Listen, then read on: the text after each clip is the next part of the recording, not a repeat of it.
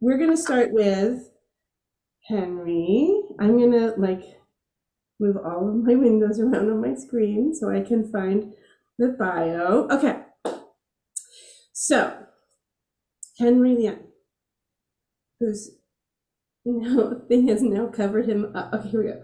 Is a 2012 graduate of Clarion West.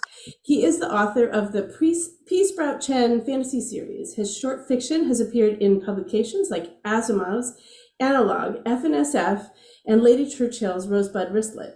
He is a four-time Nebula Norton Award finalist.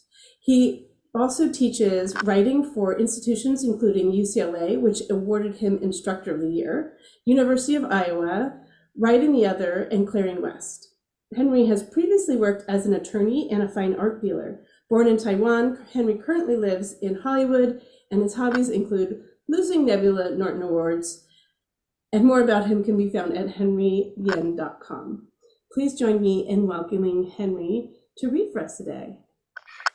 Hello, everybody. The most important thing that was left off of my bio is that I am a grateful former student of Connie Willis, who has taught me so much and whose wisdom continues to influence my writing today.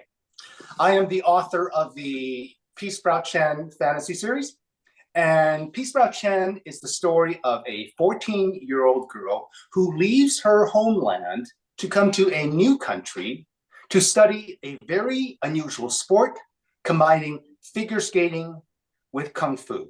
And the New York Times described it as Hermione Granger meets Crouching Tiger, Hidden Dragon, meets The Ice Capades, meets Mean Girls, which is completely accurate on a plot summary level. But the books are also about some things that mean a lot to me. They're about immigration or the experience of coming to a new place, whether that's a new country, a new school, a new community, or a new family. And they're also about kid power and girl power. I actually took 6 months of figure skating and kung fu lessons as research for the books. And I was appalling at both because I thought I'm a pretty fit guy. How hard can this be? And it turned out to be so hard for me because kung fu and figure skating were both more about balance and flexibility than brute strength. So they rewarded things that might seem like disadvantages in some contexts, like being small, like being female. What we call advantages or disadvantages, ability or disability, depends on the context. So I had randomly plucked these two sports out of the air and decided to mash them together for my own reading pleasure. But I had happened to create a context that rewarded the ways that we are different, including the ways that our bodies are different. So what I was really writing about was the idea that heroes come in all shapes and sizes. But that's enough abstract talk about the books. I'd like to read a little bit from the first chapter of the first book.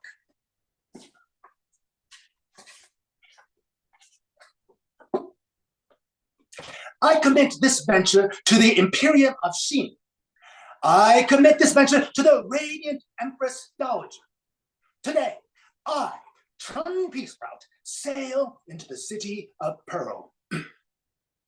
The city that looks as if it were made of milky porcelain.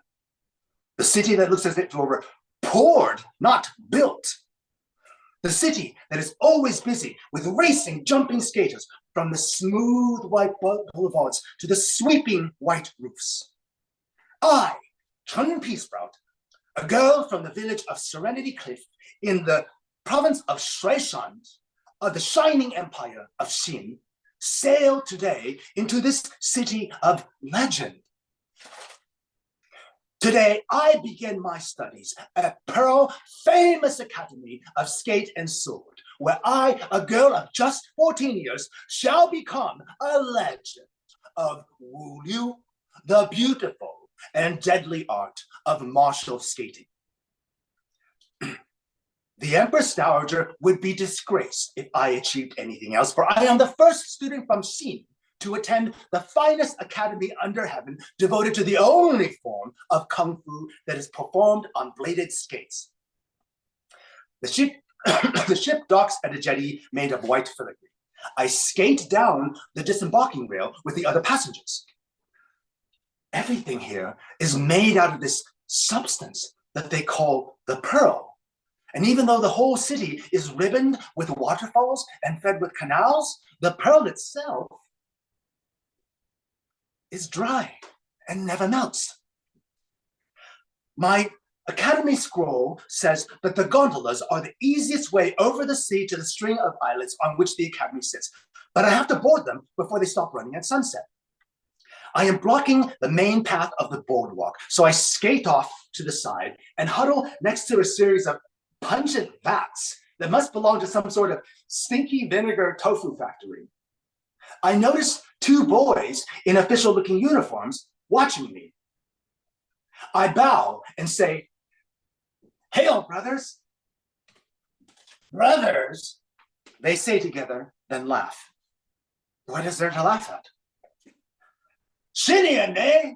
says one, a compact, square-shaped boy. "Please," I say, "I have to get to the rail gondola before the sun sets." "You're not going anywhere until we approve your papers." I hand him my scroll confirming acceptance into the Academy. "No good," he says, handing it back to me. "No seal." "What seal? Nobody told me I needed to get a seal."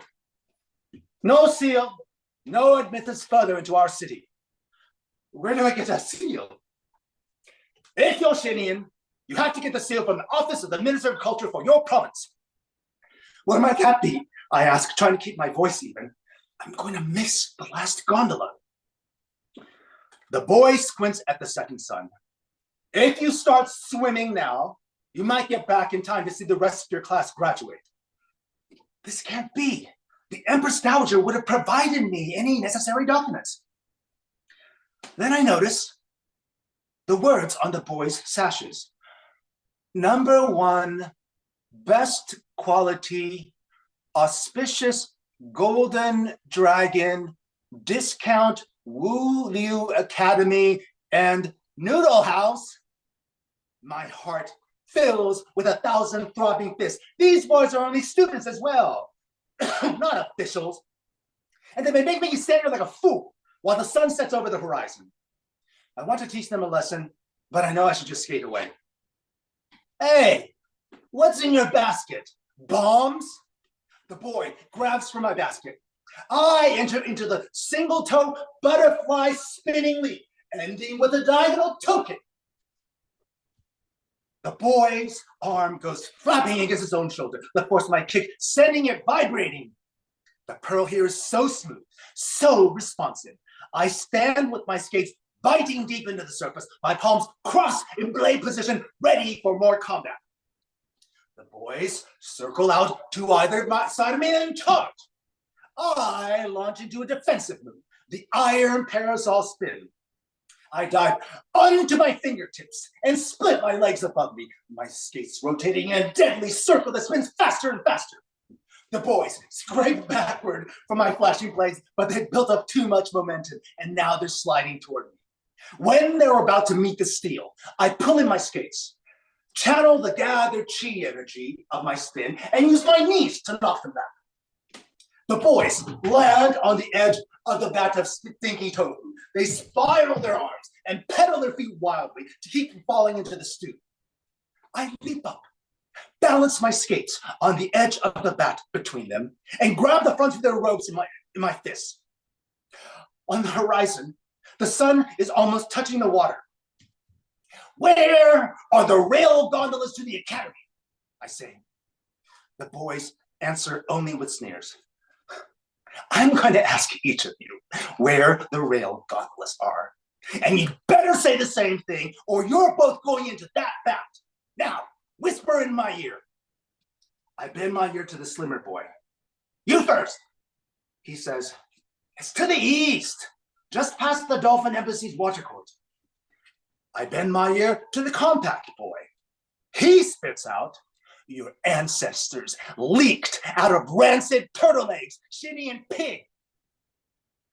I release the boys, straighten my robe, and perform a double jump, double knee tornado kick.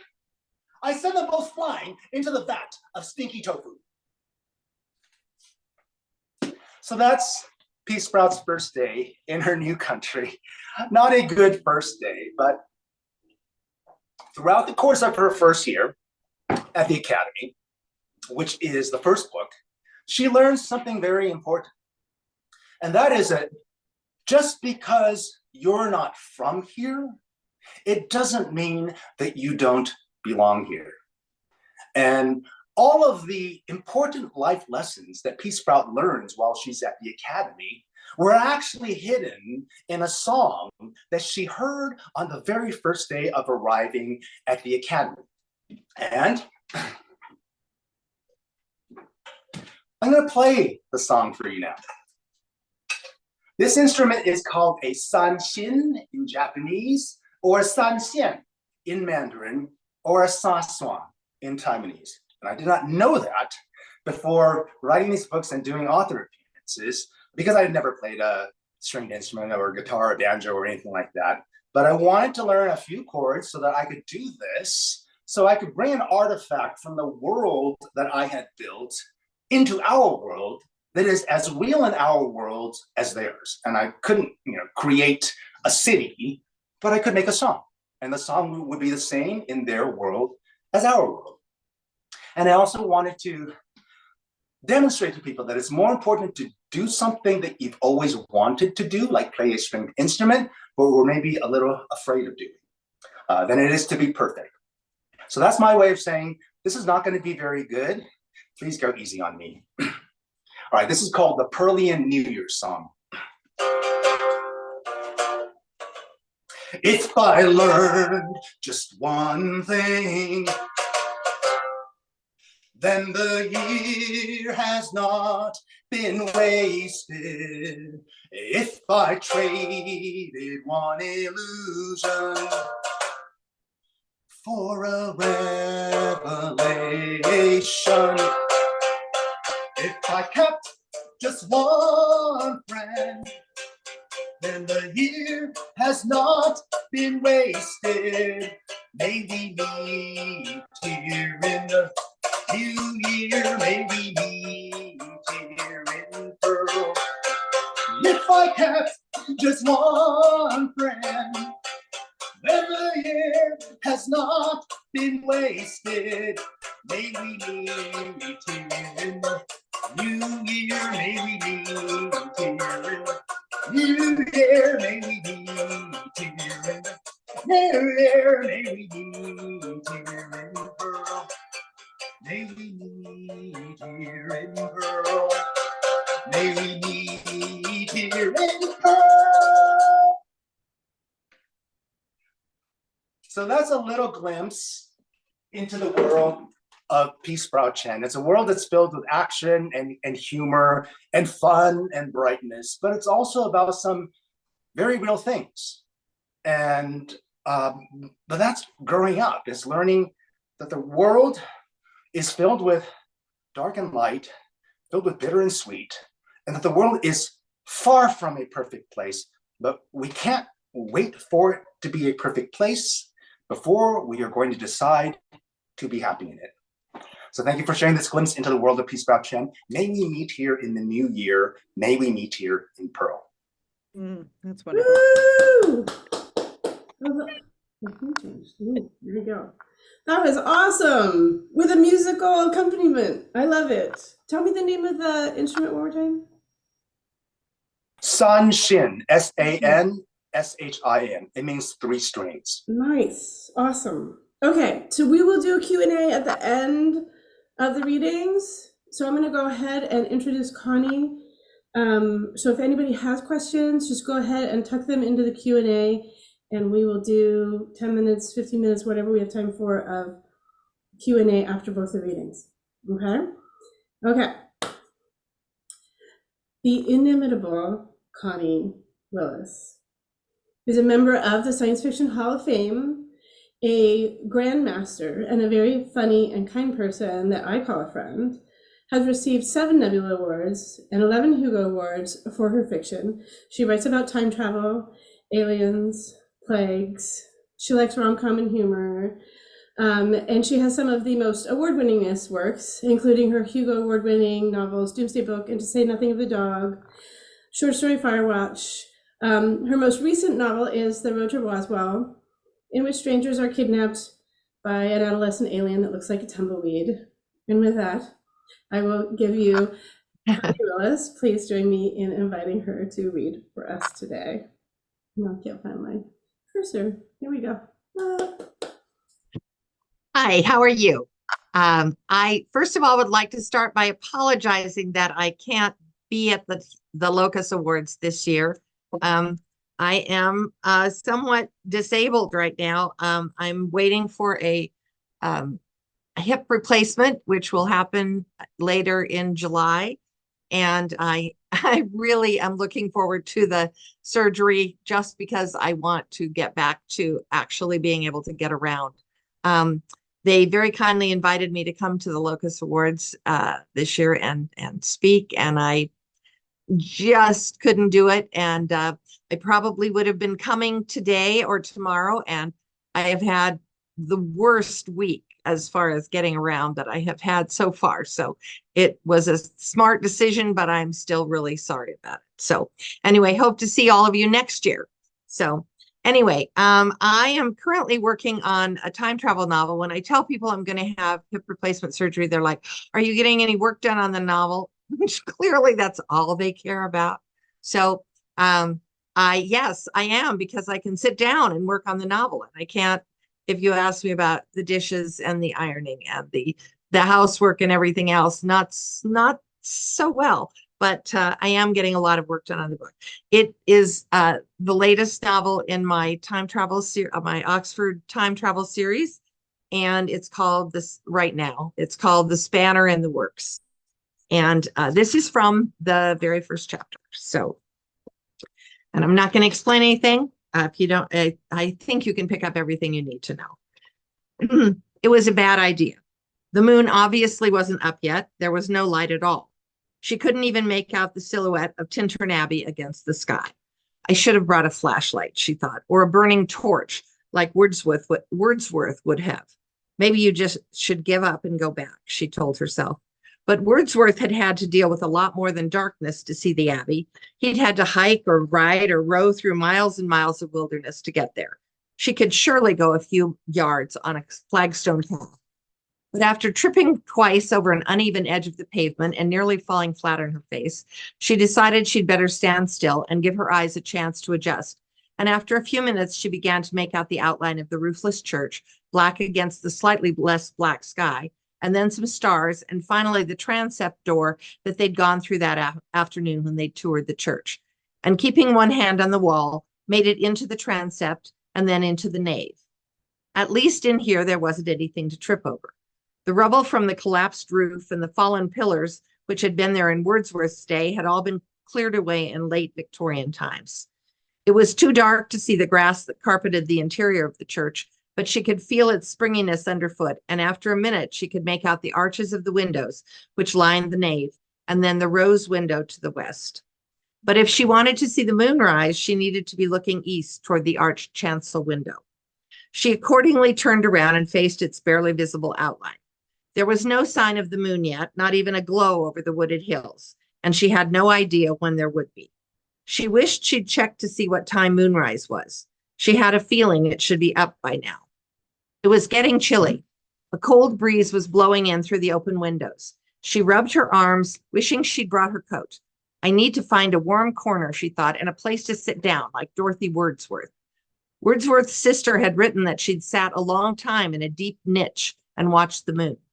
Where would that have been? In the chancel or one of the aisles? Brooke tried to recall any niches from their tour this afternoon, but all she could remember was the herds of uniformed English school children running around the place, and Miss Fisher complaining to Miss Ernwald that they should have gone to Virginia Woolf's house in Sussex instead. Wordsworth has nothing to say to our era, she had said. He's obsolete. We could have seen Woolf's house and then gone to Bloomsbury to see where she wrote Miss Dalloway. Or to the Ouse to see where she filled her pockets with rocks and drowned herself, Brooke had thought, probably because of people like you. This afternoon, Brooke hadn't noticed any place to sit in the church, but there must be one. unless Dorothy had sat on one of those broken pillars the Victorians had since removed. No, she'd set a niche, which meant it had to be in one of the corners at the side of the chancel, maybe. There was nothing there, but just inside the entryway to the south transept was a stone bench, and it was near enough to the nave that by sitting close to the end of it, she could see the chancel window and the moon when it came up. If she didn't freeze to death first. The bench was out of the wind, but that was all that could be said for it. It was even colder in the transept than it had been out in the nave, and as she sat there, the rough stone she was sitting on seemed to grow harder and damper. This was ridiculous. The moon was never going to come up.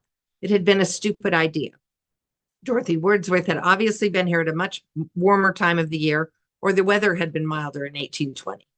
Brooke stood up and started out of the entryway to go back to the visitor's center and immediately saw a faint shimmer.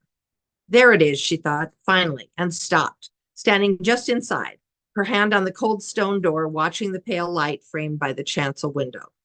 It was odd. Some trick of the moonlight made it seem like it was in front of the window instead of outside, and instead of changing from a glow to the rising edge of the moon, the shimmer remained undefined and growing brighter by the minute. Oh no, Miss Fisher had come looking for her with a flashlight. Or worse, it was one of the Abbey's employees making the rounds, and she'd get in trouble for trespassing. But the light was too diffuse for a flashlight, and it flickered like a candle flame. Had someone else had the same idea she'd had and was trying to recreate Dorothy's moonlit experience by bringing a lantern with her? No, it wasn't a lantern. The light was too white, too bright, and it wasn't like a beam. It flared out in all directions, illuminating the chancel and its empty windows, and she couldn't see anyone standing behind it. Maybe it's a trick of the moonlight, reflecting off the stones, she thought. She started to step forward to see when suddenly there was someone there, a young man with blonde hair standing in the middle of the shimmering light. Where did he come from? Brooke wondered and stepped back into the concealing darkness of the niche. The young man was wearing a long-tailed coat and breeches and was carrying a book in one hand and a floppy hat in the other. It's the spirit of Wordsworth, Brooke thought irrationally, but he was looking around at the stone walls and windows far too happily to be Wordsworth or a ghost. The shimmer was starting to fade. He stepped forward and looked anxiously back at it. I'd better get going while I can still see, he said, popped his hat on his head, and hurried out of the chancel toward the north door, toward the visitor's center and out of sight. Brooke looked back at the light, which was fading quickly. Even as she did, it gave a final flicker and disappeared. What was that? She thought, and took a tentative step out into the nave, and the shimmer started again. She dived back into the niche and stood there, pressed against the wall, her breath held. It was exactly the same as before, the disembodied shimmer illuminating the walls behind and around it, and then suddenly in its midst, a man. This one had brown hair and glasses and was dressed in jeans and a leather jacket. He was carrying a flashlight, and he didn't look eager or excited. He looked furious.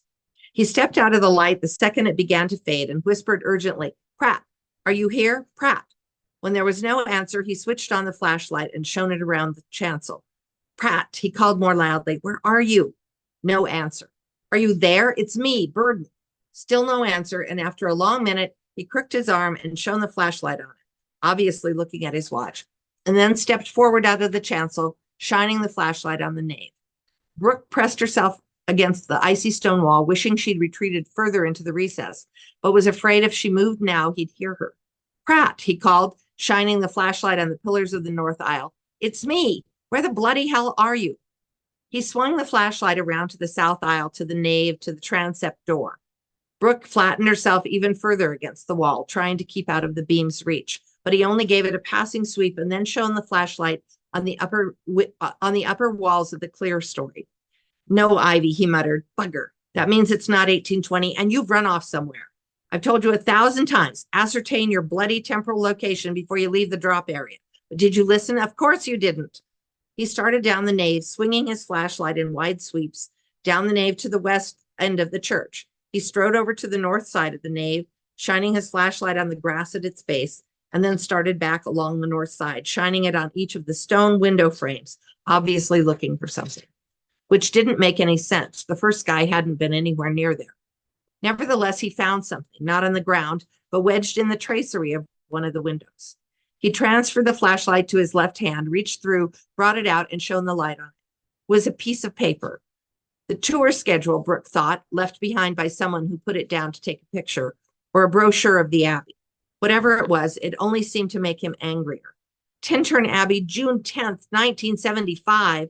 1975, and now he's out there somewhere causing paradoxes right and left. I knew we shouldn't have let anyone through till we checked for slippage. He folded the piece of paper, jammed it in his pocket, and walked rapidly back up the nave to the transept. All right, he said, stopping to shine the flashlight on the chancel. That's where the altar was, and that's the south transept. He swung the beam of light toward her door. Brooke shrank back into the shadows. The beam swung away, and that's the north transept and the north door and the way to the visitor's center. He shone the flashlight impatiently on his watch again, like the white rabbit, Brooke thought, and disappeared through the north door, only to come back a moment later and go back into the chancel. He walked straight to the middle, where the shimmer was, Brooke thought, and stopped, fumbling in his pocket for something. The paper? No, he'd put that in his other pocket. A coin? Something small, anyway. He stooped, placed whatever it was on the ground, straightened, and walked rapidly out of the church, the same way Pratt had gone, switching off his flashlight as he did. Brooke waited a couple of minutes for her eyes to adjust to the darkness again, and then a couple more in case he came back, and then crept out of the niche, remembering at the last minute to retrieve her bag. She felt her way to the door and out into the nave, thinking, I wish I had a flashlight. But she didn't need one, because here, finally, was the moon, rising over the hills to the east, its glow preceding it. And how could she ever have mistaken the shimmer for it? She waited a minute until the glow was brighter and she was sure neither of the guys was coming back, and then hurried out into the nave and over to the chancel to see what he'd left on the ground there. It wasn't as light in the chancel as the nave. The side walls cut off some of the moon's glow, putting the grassy floor in nearly black shadow, and she couldn't make out what it was the guy had dropped. But she could see the upper part of the chancel, the arched window and the wall above it, and there was no sign of a door the guys could have come through or anything. A lamp mounted on the wall or a projector or something that could have produced that shimmer. The moon had risen farther, clearing the hill and shining straight into the chancel. She went back to where she thought the second guy had been when he stooped to lay down the coin and peered at the ground, but it still wasn't bright enough to see, even with the moonlight. Wait, there it was. She shifted her bag to her other hand and bent to pick it up. It was a coin, a 50 pence piece, she thought, though she wasn't sure. She still hadn't figured out the British money. She turned it over and was surprised to see that now she could see it clearly. The moon really is bright, she thought, and looked up. It wasn't the moon.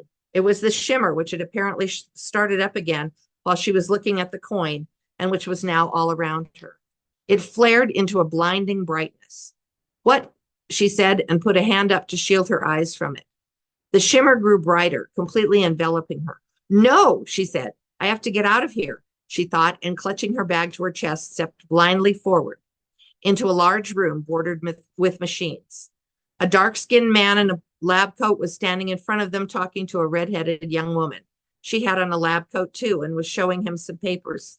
A buzzer went off and the man looked up. Who are you? He said to Brooke. Who am I? She said, clutching her bag to her. Who are you? So we're often funny. So, yeah. So in this book, rather than usually in my time travel novels, the people go, the historians go to the past. And in fact, it is impossible for anyone to come through to the future, but that's what happens in this book. And then they spend a lot of time trying to figure out how it happened and how it's possible and to get her back home. You're breaking all the rules. I'm breaking all the rules. Yeah, yeah, breaking all the time. Right, that's the fun part about having written the rules. Yeah, well, I actually changed the rules in every one of my time travel books. I haven't changed the rules. They have simply discovered more about how time travel actually works. This is a classic example of people using a science and technology that they don't actually fully understand, and all the problems you can get into when you don't understand it. So anyway, but I wrote the book partly because I wanted to write, I even though they're the Oxford time travelers, I'm never in Oxford, because they're always someplace else. And so, and I love Oxford. Oh my God. And it has such an interesting history. It's got Lewis Carroll and Alice. It's got the Inklings, Charles Williams and Tolkien and C.S. Lewis and everybody. It's got Shelley went to school in Oxford and was very bad while he was there. And all kinds of interesting things. And I love Oxford. So I thought, I'm going to set a book in Oxford this time. So anyway, that's what I'm doing. Nice. That's really fun.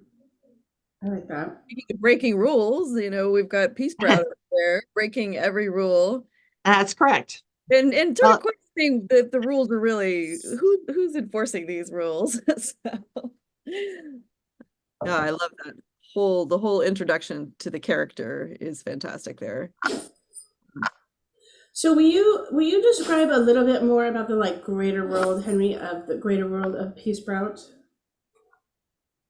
and the martial art of skating? What's it Yeah, called? the Are you world, doing martial arts, Liza? Right. I was just trying to demonstrate. I'm evoking, the physicality of it at least. it's a lot harder than it looks. I know from experience. Yeah, the world of Peace Sprout is loosely based on 19th century East Asia. There is a mainland empire, a continental empire, which is always the fantasy stand-in for China. And then there is an island country that is a mix of different cultures, which is a stand-in for Taiwan, because Taiwan is where I'm from. And Taiwan has an interesting history. It was de facto colonized by the Dutch and the Portuguese and then the Japanese and then the Americans. So it's got these successive waves of colonization, some of them more gentle than others, but the influence of these stewards of the country are felt. And so Taiwan is actually this mix of things. It's very much like New Orleans. New Orleans is not just French; it's French and Spanish and Creole, and that mix makes it very different from France. And Taiwan is the same way. So I wanted to explore some of those cultural differences and move away from the easy analog of historical references to something that was about culture and about how cultures can spin themselves into very strange shapes depending on things like the introduction of just one important resource. And the idea of one resource fascinates me. I mean, opium, silk, tea. These are, Oil. They seem like small things that shouldn't influence history, but they have hugely influenced history. So I wanted to create a substance that only this city has. I mean, the entire city is made out of this substance that looks like ice but doesn't melt. And then from around that is this culture creates itself. This sport creates itself because you can skate on any rooftop, on any balustrade, on any rail. And this entire culture develops around that. And then, of course, everybody wants that, the way that everybody wanted tea, everybody wanted silk. And the history of around these rare substances is weirder than any fantasy. Like, for example, in Imperial China, it was illegal to transport it was illegal to share the secret of where silk came from with foreigners because it was a national secret and an imperial secret. And I mean, who would have, if you told these missionaries, they ask you, where does silk come from? You say, oh, well, it comes out of the butt of a little worm. True, it would sound like a lie. You're right. Yeah, and so here's this cloth. They're coming from a world where they have wool, they have cotton, I think they've had linen, and then they get this substance, this cloth that looks like water and feels like water. It's like this magical substance, and of course they want it. And the Chinese imperial court forbade anybody from sharing the secret. And then these two missionaries from the West, they discovered where silk comes from, and they sewed 2 tiny little silkworm eggs into their clothing and smuggled 2 eggs out of China, and all of European sericulture came from those 2 eggs. I mean, you can't make up this stuff. And so Right. I drew from history. I mean, especially Chinese history, I mean, the Chinese have always managed to go for the most extreme examples of everything. 13,000-mile wall. So I drew from history for the building of this world, but I very much departed from the specifics, but I think I kept the spirit of the strangeness of human endeavor. I've gone on too long, but yeah, that's a little bit about fascinating stuff. Not too long at all. That's very cool. Oh, we do have a question though for Connie. It says, I missed the start. Does Connie have a publication date? Are you kidding me? My God. Oh, what a question. That's gonna put her on the I spot. hate that question. No, no. No. How many words do you have? And lots. Lots of words. Lots and lots of words. Many. I'd say the book, I don't know, my agent and my editor periodically call me and go, so how's it going? And they're like, and I'm like, well, it's going well. I have a lot of chapters. I have a lot of stuff. I'm doing good. And they're like, so do you have any idea when you might be done? Nope, not at all. And luckily I'm old enough that they think that if they push me too hard, I'll have a stroke or something. So, which is true. And then they won't get a book at all. They will not get a book at all. So how does it feel to be out of Roswell and back in Oxford? Well, fun. I mean, I always love the book that I want to write next because I don't know about you, Henry, but it's always, for me, it's very hazy and sounds cool and sounds like I could easily do it, and fascinating. And I can't wait to get started on the research and all that. Once you actually start working on it, it's just awful. So I loved Roswell till I started working on it. And then I hated it while I was working on it. Now I love it again. And then that is true of this one.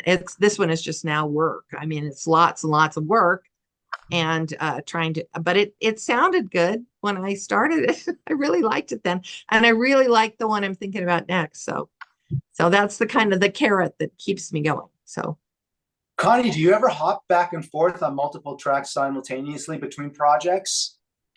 I used to do that a lot. I used to work on, I'd have a short story going and a novel and maybe another short story or some other project. Now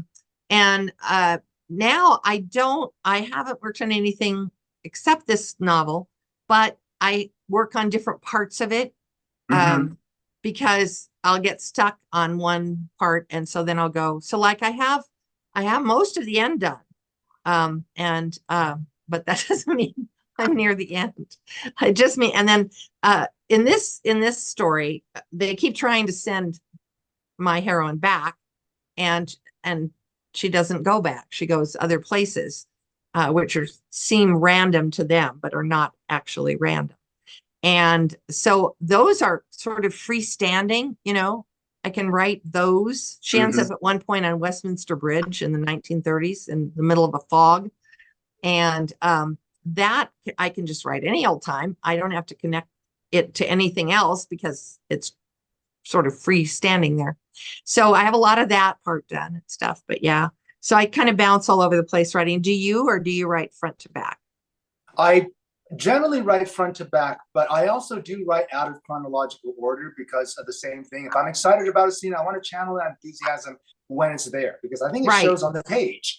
When you're having fun with a scene, I think it shows on the page. So why force words out of the blank screen when there's this wonderful scene at the end that I'm dying to write and read myself? So I do work out of order. I have started to write things simultaneously. I mean, in the spirit of following the enthusiasm and the flow wherever it might be. I've also, instead of just doing it vertically in one book, I have started to do it horizontally where I will hop over to the next shiny project. And then when I get sick of that, hop back. But I always find when I've hopped back to the original project, I have new eyes to see that original project.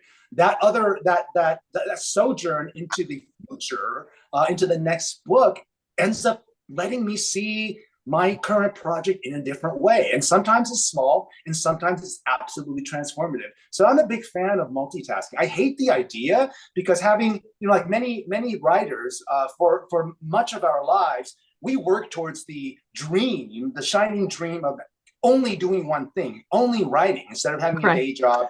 And, Right. and I got there, I thought, oh my God, I've only got so much creativity in me in a day. I can only think about Peace Sprout so many hours a day before I'm sick of her. And so I find that multitasking now is actually a good way for me to keep my own enthusiasm up about the writing.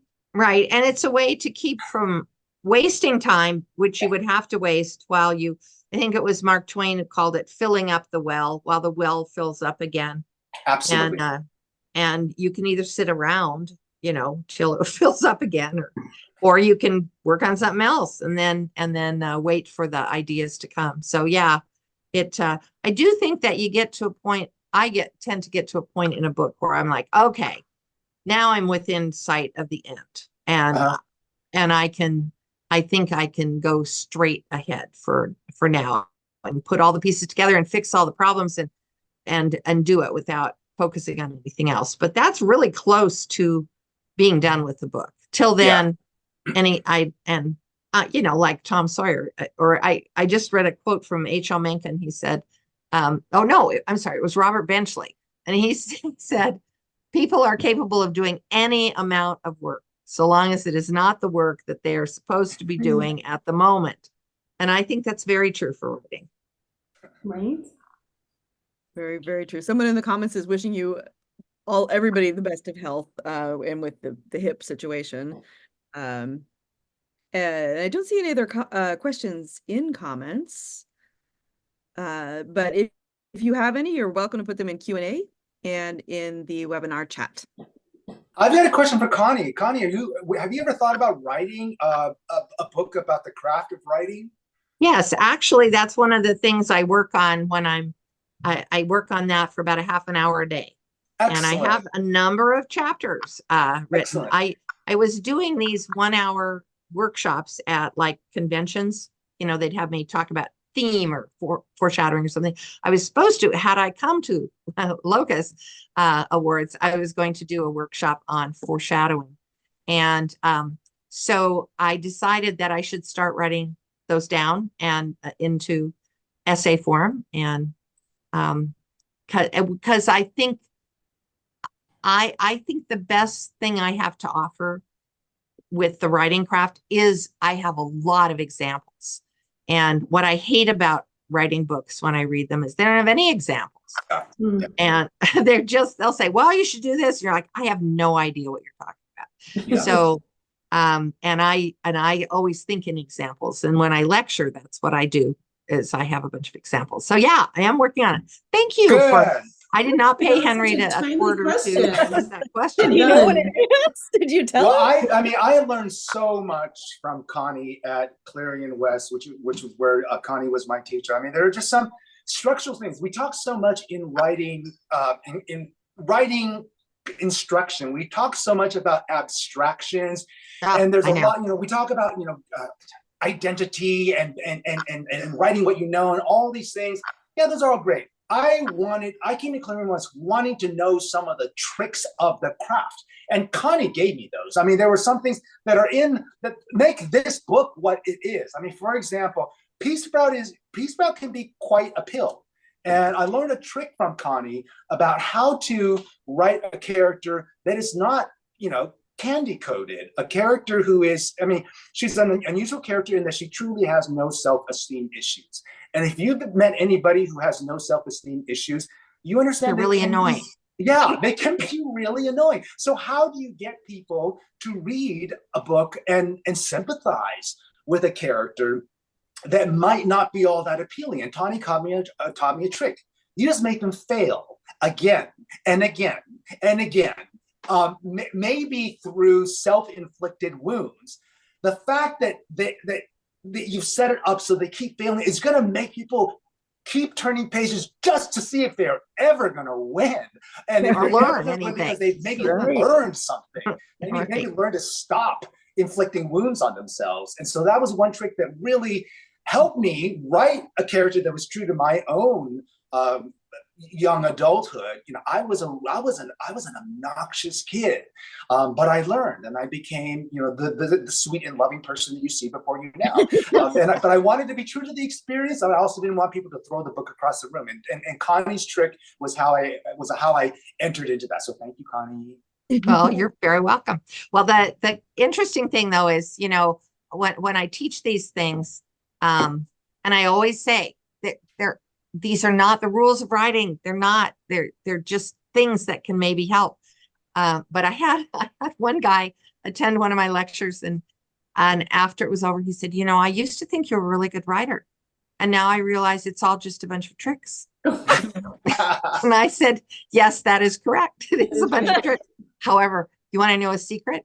Everything Shakespeare does is a bunch of tricks. Right. Everything Victor Hugo does is a bunch of tricks. And he did not like that idea. He wanted on top to, of a stack of hard work. yeah, he just wanted, I think, to preserve the mystique that it was all creative and it just sort of flows out of you, Organically you know? emerged. Yeah. Yeah. It Thank you just both. comes from you. So like it does in movies, where that's my pet peeve about all movies about writing, except for Stranger Than Fiction, is that the writers never actually put pen to paper. You never see them writing. You never see them strung out. You never see them working hard on anything, you know, and you never see that struggle, which I think leads to part of what people think about the great, you know, creative writer. The romanticization of being an author, right? Right. Yeah. I have to wrap us up so we can go on to the next reading. Okay. It was so nice to have you here. Thank you. It was nice to see you, Henry. Great to see you, Connie. Nice to put see these you. online for the attendees to see. So if people missed it, they can come back and look at it. And thank you so much. Thank you to the audience for coming. We're going to roll into the next reading. So go watch that next reading. And Henry, we're going to see you on Saturday. Connie, we hope to see you again soon. Thank you all, and have a good night.